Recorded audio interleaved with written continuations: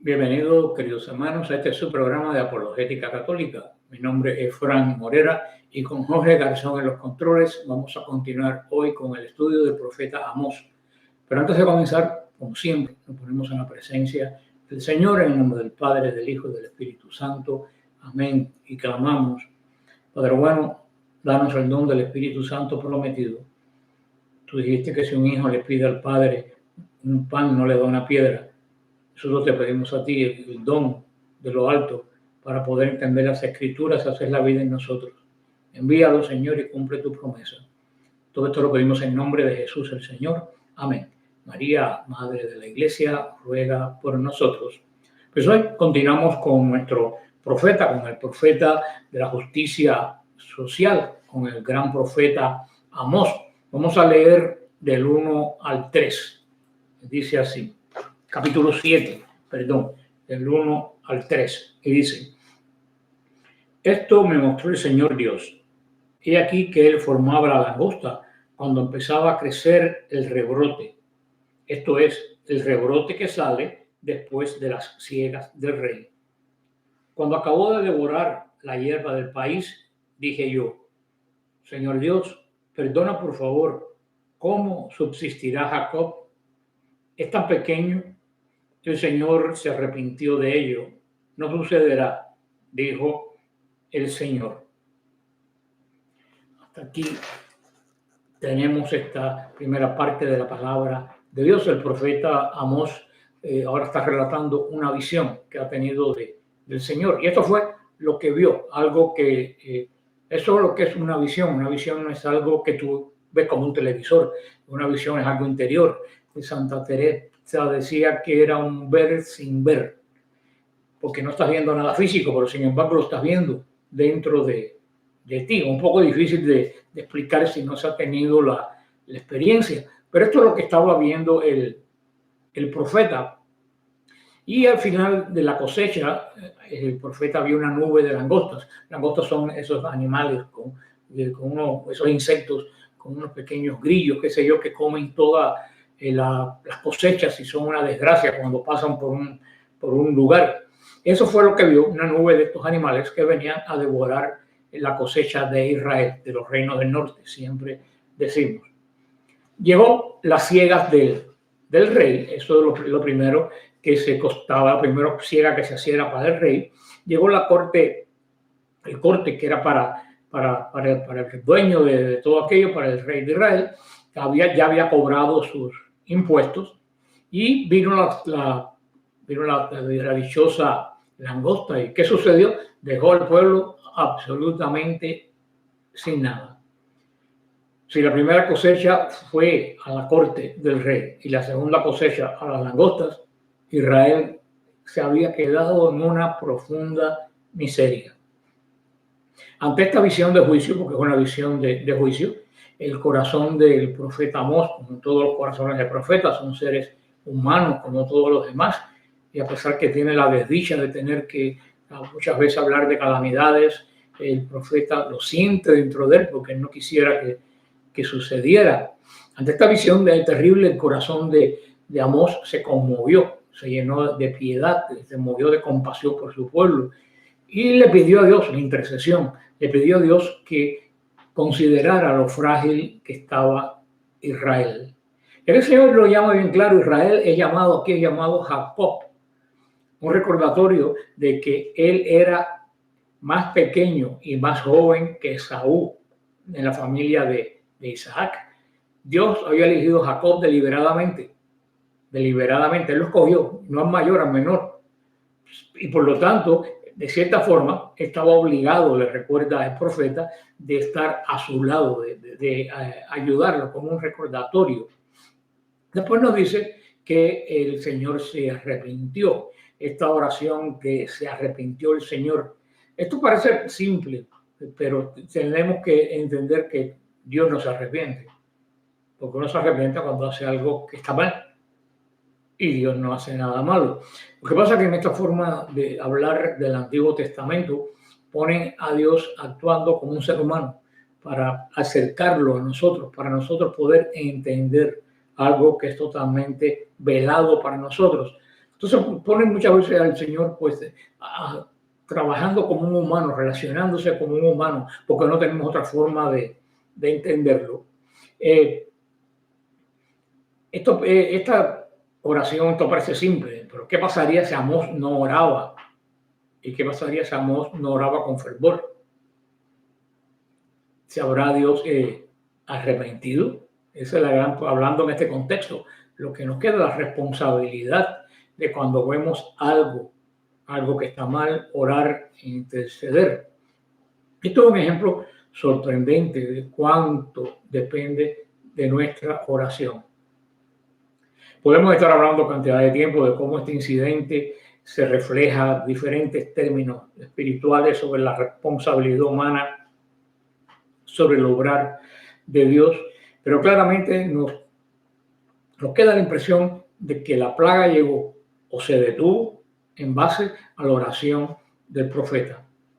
Aquí nos habla de lo importante, y para nosotros más en estos tiempos de conflictos horribles que vivimos en el mundo, en la iglesia, de la oración, de no decaer en la oración, de llegar al corazón de Dios por ese medio tan grande que tenemos, que nos dejó la mediación del Señor Jesucristo.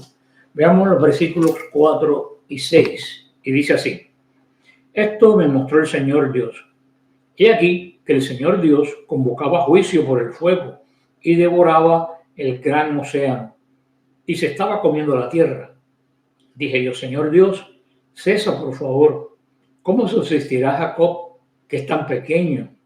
El Señor se arrepintió de ello.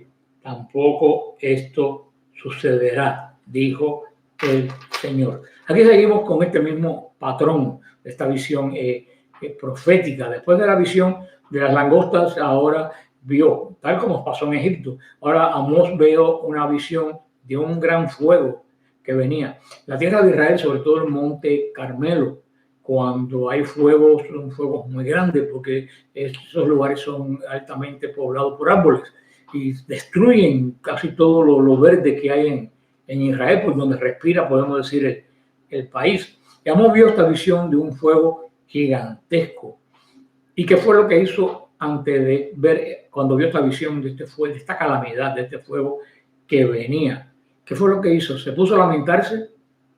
No, se puso a pedir misericordia. Le vuelve a repetir: ¿quién va a ayudar a Jacob, que es tan pequeño? Ni siquiera es el mayor de los hermanos. ¿Quién lo va a ayudar? Y la respuesta es la misma que a la oración con que la visión de las langostas. El Señor se arrepintió por medio de la oración del profeta. Vamos a ver versículos 7 al 9. Dice así: esto me mostró. He aquí que el Señor estaba de pie sobre un muro construido a plomo, con una plomada en su mano. El Señor me preguntó: ¿qué ves tú, Amós? Y le respondí: una plomada. Y me replicó el Señor: y aquí que voy a echar la plomada en medio de mi pueblo Israel, ni una más le voy a pasar. Tremendo esto que dice el Señor aquí, y es preocupante: ni una más les voy a pasar. Y después sigue diciendo: los lugares altos de Isaac serán asolados, los santuarios de Israel serán destruidos, y alzaré la espada contra la casa de Jeroboam. Una plomada de albañil es eso de acero que pesa con unas cuerdas y que mide si el muro está derecho o no está derecho. Eso es vital para hacer un muro. El Señor tomó esta medida contra Israel. Es una plomada, a ver si Israel está derecho, si estaba en línea con las rectas, con las leyes, con todo lo que el Señor le había dejado como método para poder caminar en su presencia, agradándole. Me imagino lo que encontró. Aquí hace también referencia a que los lugares altos de Isaac van a ser destruidos. La referencia a Isaac son los únicos lugares en el Antiguo Testamento donde Isaac representa a la nación de sus descendientes. en lugar del patriarca mismo. Esto aquí, siempre que se habla de Isaac, se habla del patriarca en sí, de lo que hizo, de lo que fue. Por primera y única vez se le llama al pueblo de Israel la nación de Isaac. Es algo que tenemos con diferentes santos de la iglesia. Tenía una veneración especial por Isaac, igual que los del miembro del norte, que había cierta veneración, cierta predilección por la figura de este gran patriarca. Amós puede estar anunciando y lamentándose de la trágica ruptura que hubo en el pacto de Dios. Cuando en la época de Isaac se hicieron santuarios paganos. Ahí comenzó la ruptura, ahí comenzó la apostasía, ahí comenzaron los problemas de Israel, que no adoraron al Dios que lo libró de Egipto, sino que adoraron a dioses que los rodeaban, a dioses paganos. Y habla que se va a rebelar contra la casa de Jeroboam, debido a que Israel estaba torcido cuando pusieron la pomada, vieron que Israel no estaba derecho, sobre todo los cánones que Dios le había dado. Dijo que esta casa de este rey va a ser destruida y va a ser juzgada con espadas. Vamos a ver el versículo 10 al 13 y dice así: Amasías, sacerdote de Betel, mandó aviso a Jeroboam, rey de Israel, diciéndole: Amós está conspirando contra ti en medio de la casa de Israel. El país no puede soportar todas sus palabras, pues esto va diciendo Amós: Jeroboam morirá a espada, Israel será llevado cautivo lejos de su tierra. Amasías le dijo a Amós: Márchate, vidente, huye a la tierra de Judá, come allí tu pan y profetiza allí. Pero no sigas profetizando en Betel, porque es santuario real y templo del reino. Amasías de Betel, sacerdote de Betel, casa de Dios. Aquí es donde Jacob, nada más y nada menos, vio la escala con los ángeles subiendo y bajando. Esta gente habían profanado inclusive este lugar como un falso templo. Este tal Amasías era un hombre verdaderamente malvado, porque se identifica como un sacerdote de Betel, que se había convertido en un centro de adoración idólatra, una de las piedras de tropiezo de Israel. Como los hombres algo santo lo convierten en algo patético, en algo horrible a los ojos de Dios. Y este mal sacerdote de un mal lugar envió un mensaje a Jeroboam, rey de Israel, que tampoco andaba muy bien. Este rey, Jeroboam, hemos hablado, era un rey exitoso según los estándares del mundo de aquella época, pero era un rey profundamente malvado ante la presencia de Dios. Ustedes ven cómo puede uno ser bien visto por la sociedad y mal visto por Dios. Solamente los hombres miden por el éxito, Dios mira por el corazón. Es lo que el Señor sobre todo ve. ¿Y qué es lo que le dice? Que Amasías implicó al profeta Amós en una conspiración. Eso pasa siempre con Isaías, pasó con Jeremías y sigue pasando hoy. Siempre que hace la palabra de Dios y que la predica, molesta a personas de su mismo grupo que no están en sintonía con el origen del grupo, y lo primero que hacen es buscar que esa persona está tratando de hacer algo malo, algo en contra del jefe del grupo, en contra del párroco, desobediencia con algo, sin ni siquiera entrar a ver si eso que está diciendo, haciendo, viene de Dios o no viene de Dios. O sea, que Amasías implica al profeta en una conspiración política para socavar la autoridad de Jeroboam. También dijo que el mensaje de Amós era demasiado duro. Dice, la tierra no puede sufrir todas sus palabras. Es un mensaje que no se puede oír. Claro, los falsos sacerdotes de los falsos dioses, que es lo que prometían: prosperidad, felicidad, que todo estaba bien, que todo iba a seguir bien. Pero eso no era lo que realmente el profeta de Dios veía. Hoy en día también tenemos falsos profetas que nos dicen que todo está bien, que todo va a seguir bien, cuando vemos que esa no es la realidad. Miren a Dios por otro patrón, miren a Dios como si fuera el presidente de un banco, que da y da y da y da. Lo que pasa en este caso, el según ellos, el presidente del banco no cobra intereses, pero sí le va a cobrar intereses de vida eterna por la cantidad de personas que están embaucando, tal como ese estaba Macías implicó. ¿Cuántos Amasías no tendremos hoy en estos grupos que rodean la iglesia? Y aún cuántos Amasías no tendremos nosotros dentro de la iglesia. Amasías se sentía profundamente herido porque Amós vino a su santuario y profetizó. Así que Amasías hizo todo lo posible para sacarlo inclusive del territorio del reino, mandarlo al reino vecino, al reino de Judá. Los sacerdotes asalariados de esta clase que le molesta el mensaje de Dios siempre han sido grandes enemigos de los verdaderos profetas de Dios, antes y ahora. Y cuando no podían acusarlo de falsa doctrina o no podían acusarlo de inmoralidad, los acusaban de conspirar contra el rey o de conspirar contra la religión.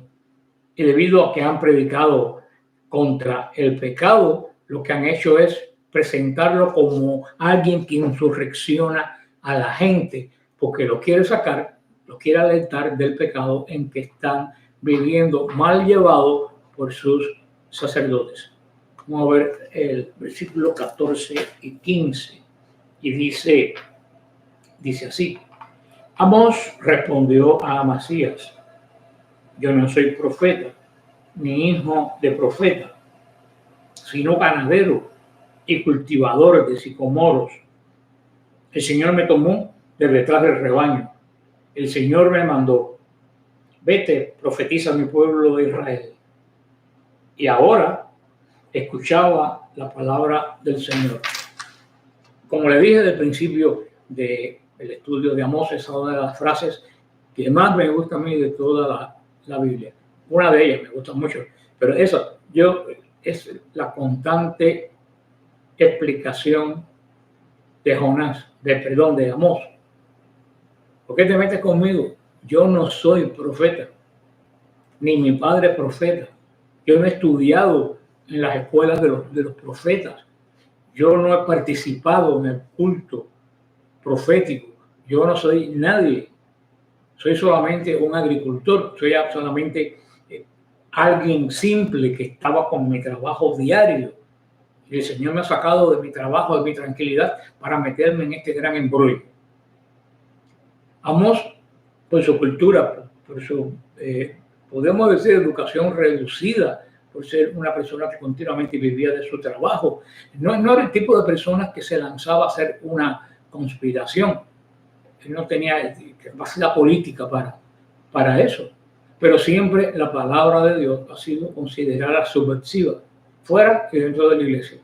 Ha sido la palabra de Dios, siempre se le tacha, se manipula y se tacha de decir que hace extremistas o que hace personas obcecadas, enfocadas solamente en lo que dice Dios. Posiblemente se enfrenten en este mismo caso de Amós, que personas que no están obcecadas, que personas hablan porque Dios pone en su corazón decir lo que otros no están viendo, están diciendo. Yo me identifico mucho con esta palabra. Yo no soy profeta ni hijo de profeta, no sé por qué me han metido en este lío. Por lo tanto, como yo no soy profeta ni hijo de profeta, lo que yo estoy diciendo no lo estoy diciendo por mí, no sale de mí, se me ha sido dado para decirlo.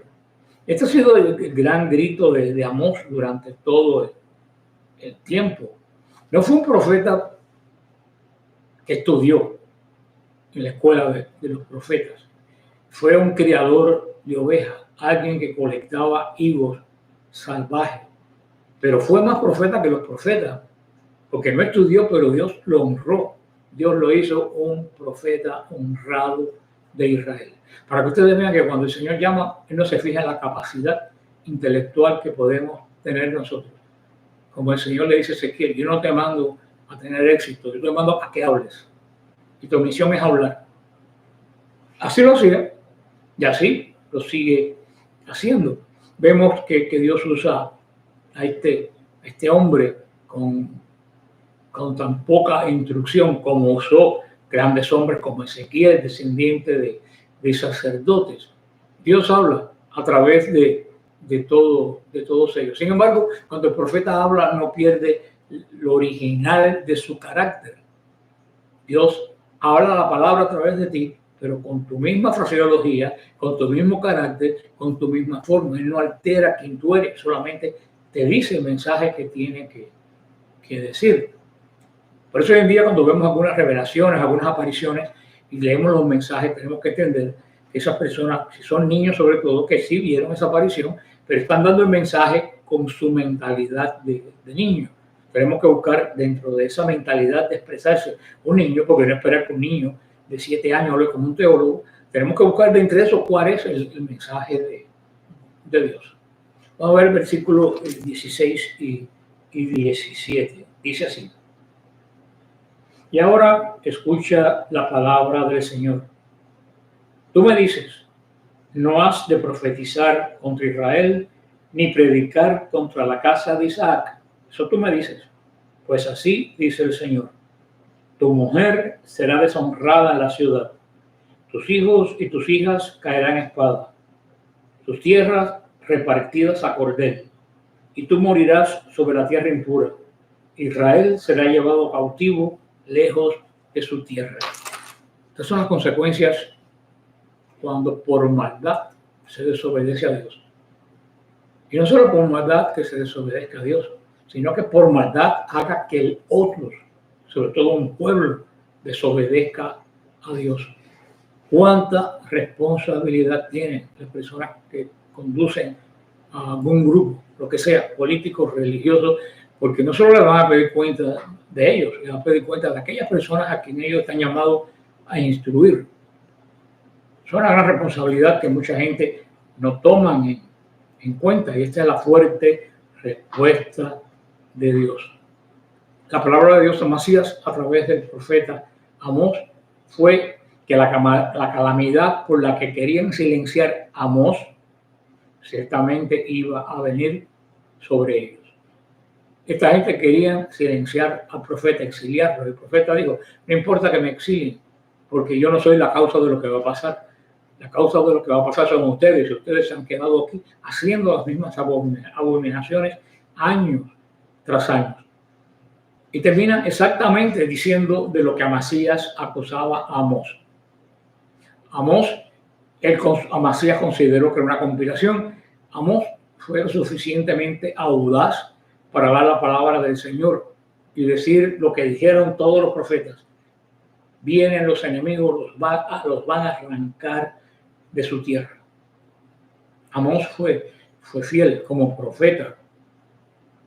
A ver, los reyes, los sacerdotes, los profetas son los grandes culpables de lo que pasó en el pueblo. Porque miren que el Señor mandó avisos a Israel. Mira que el Señor nos está mandando avisos a nosotros. Y no oímos. Y muchas veces los que nos tienen que guiar, como los que tenían que guiar a Israel, nosotros no oyen, enseñan lo contrario, llevando al pueblo al abismo.